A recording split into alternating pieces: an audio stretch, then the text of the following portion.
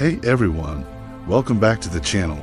Let's talk about an empire so powerful, so advanced, that its story feels like it was deliberately hidden from us. This African empire was minting its own coins before many parts of Europe even had cities. They were trading with India and commanding the Red Sea like it was their private lake.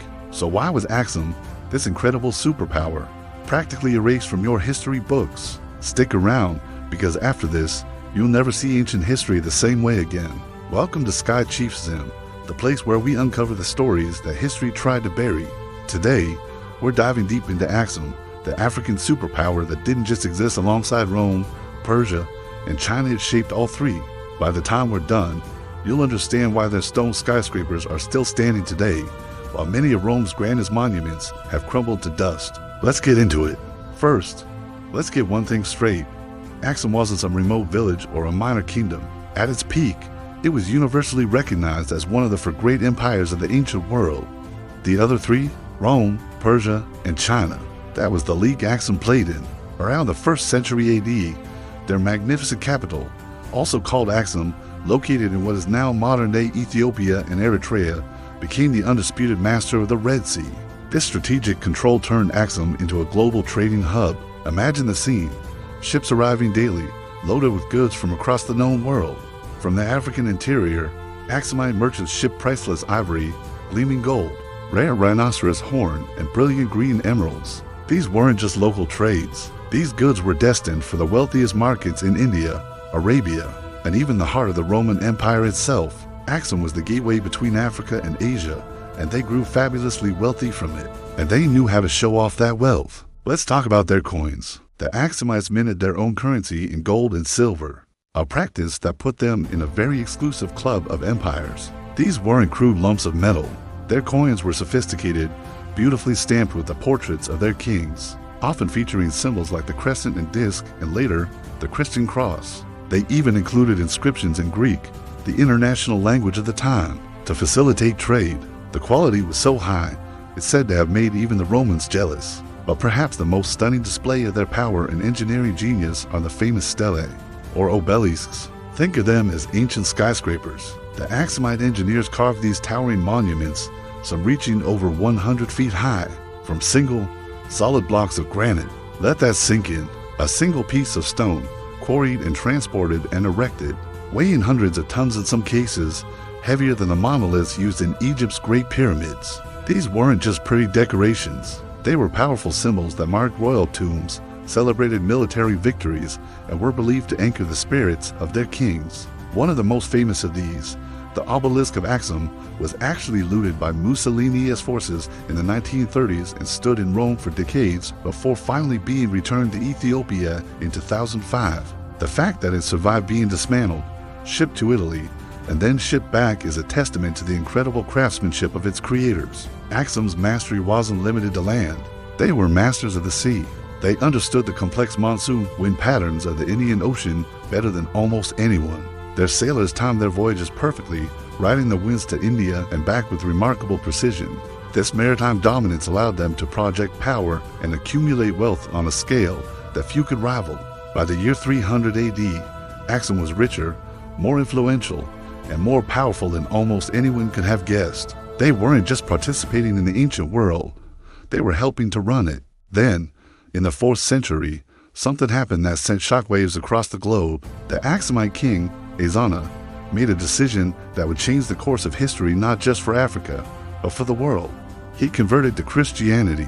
In doing so, he made Aksum one of the first empires on earth to adopt Christianity as a state religion. This was a monumental event.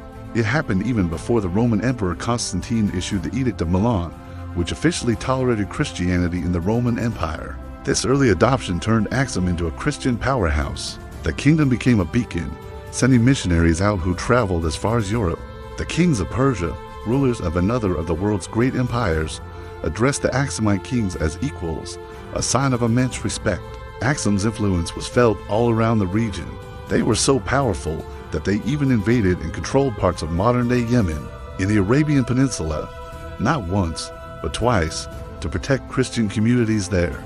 The Greek geographers and writers of the time consistently listed Aksum among the top 4 world powers. They knew what was up, and let's not forget the powerful women of Aksum. Their queens, known as Canesses, often ruled with as much authority and fierceness as the kings. They were diplomats, military leaders, and patrons of architecture, leaving their own indelible mark on the empire's history. They were the pre-echoes of other legendary African queens like Cleopatra and Zinga. So here's the mystery. We have an empire with incredible wealth, advanced engineering, global trade networks, and a pivotal role in the history of a major world religion. They were recognized contemporaries of Rome, Persia, and China. Yet, when you open a standard history textbook, Rome gets chapters, China gets chapters, Persia gets a solid section, and Aksum, if you're lucky, you might find it mentioned in a footnote.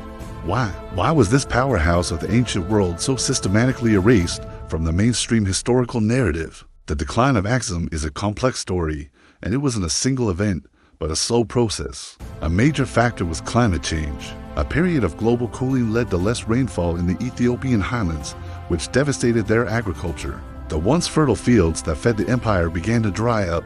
At the same time, the rise of Islam in the 7th century fundamentally reshaped the world's trade routes. The old Red Sea network that Aksum had dominated was bypassed in favor of new overland routes controlled by the rapidly expanding Islamic caliphates. Cut off from their primary source of wealth and weakened by environmental challenges, the empire's power gradually faded. Its center of gravity shifted further south into the Ethiopian highlands, and the great coastal cities fell into decline. But here's the most important part. Aksum never truly disappeared. Its legacy is alive and well today. The DNA of the Aksumite people flows in the veins of modern Ethiopians and Eritreans. Their ancient language, Ge'ez, is no longer spoken on the street, but it remains the sacred liturgical language of the Ethiopian Orthodox Tewahedo Church, one of the oldest Christian churches in the world. The engineering marvels, those incredible stelae, still stand as silent witnesses to their former glory. The story of Aksum is more than just ancient history. It has a powerful counter-narrative to the myth that Africa was a continent passively waiting for outsiders to bring civilization. Aksum proves that Africa was not just a participant, but a leader in the ancient world. They were innovators, builders, traders, and thinkers who stood shoulder to shoulder with the greatest empires of their time. They were, in every sense of the word, the ancient world. Their story deserves to be told, not as a footnote, but as a headline. If you believe the story of the Aksumite Empire deserves more than just a footnote in our history books, do me a favor and smash that like button. It really helps the channel get these stories out to more people. And make sure you subscribe and hit the notification bell, because our next video is going to explore the secrets of the Nile that you were never taught in school. Finally, drop a comment below and let me know which other great African empires should I cover next. Thank you so much for watching. Peace.